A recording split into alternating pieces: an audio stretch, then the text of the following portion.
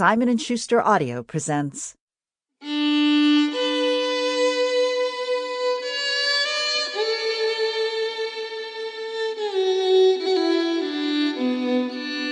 A Keeper, written and read by Graham Norton.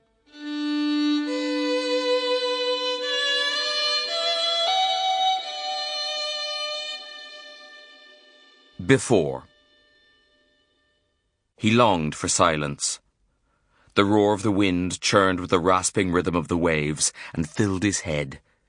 Every morning, Edward woke to these sounds, and when his aching arms pulled the blankets up at night, the same wall of noise filled his dreams.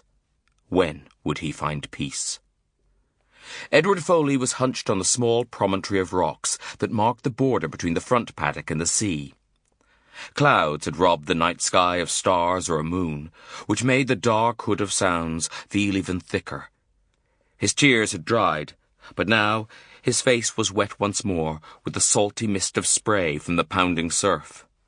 Behind him he heard occasional voices and the thin slam of a car door. If only he could think. He had to consider the future. What to do next? He wasn't what anyone would have called young, but still, at 41, you couldn't declare your life was over. He thought of his brother James, claimed long ago by the waves. He didn't have the luxury of giving up, but that was precisely what Edward wanted to do, to sit and hug his knees till the tide came to take him. Through the wet crackle of the wind and waves, he heard an engine start, and the damp grass around him glowed red, then blue.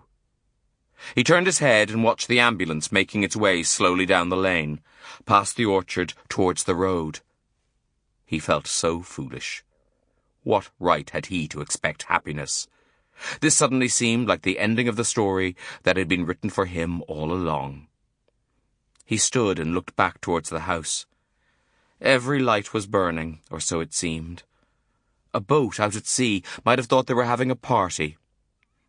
Behind the bright grid of windows, he could just make out the looming shadow of the castle ruins that gave the house its name.